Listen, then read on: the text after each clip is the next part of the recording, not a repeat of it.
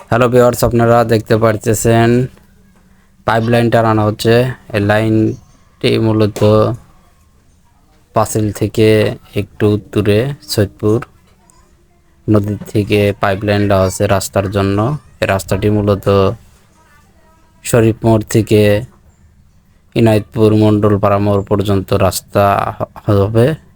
কিছু কাজ করছে, বর্ষার কারণে থেমে গেছিল, আবার কাজ শুরু করেছে।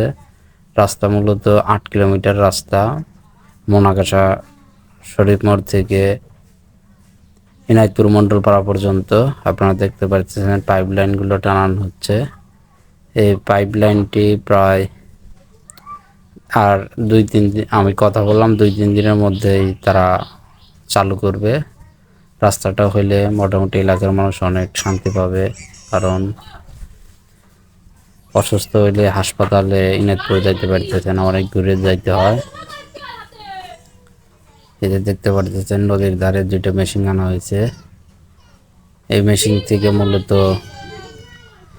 নদীর থেকে বালু আনার পর এই মেশিনে এই পাইপের মাধ্যমে আপনারা বালুগুলো চলে যাবে। দেখতে পারতেছেন এই যে পাইপ দিয়ে, অনেক শক্তিশালী একটি মেশিন, অনেকগুলো বালু স্পিডে ট্রান্সফার করতে হয়।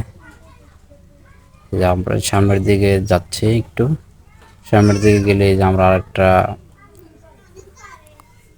ট্রলার পাচ্ছি। এই ট্রলারটি মূলত হলো নদীর মাঝখানে বা যেখান থেকে বালু উত্তোলন করা হয়, এইটা একদম নদীর থেকে নিচ থেকে বালুগুলো এই মেশিনের মাধ্যমে উঠিয়ে এই পাইপ দিয়ে আরেকটা ট্রলারে উত্তোলন করা হয়। এই যে দেখতে পারতেছেন, এই যে আপনার বিশাল যমুনা নদী, এই যমুনা নদীরও ভাঙ্গন। এই বাঁধটা মূলত হইল নদীর পার বাঁধ।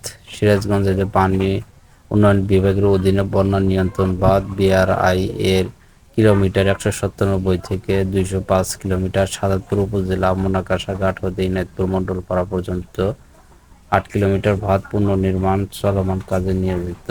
নির্বাহী প্রকৌশলী পানি উন্নয়ন বিভাগ, বাংলাদেশ পানি উন্নয়ন বোর্ড, সিরাজগঞ্জ। আশা করি দ্রুতই কাজ শুরু করবে এবং কাজটা হয়ে গেলে আমাদের এলাকার মানুষ অনেক চলাফেরা, ব্যবসা প্রতিষ্ঠান সবকিছু করতে পারবে।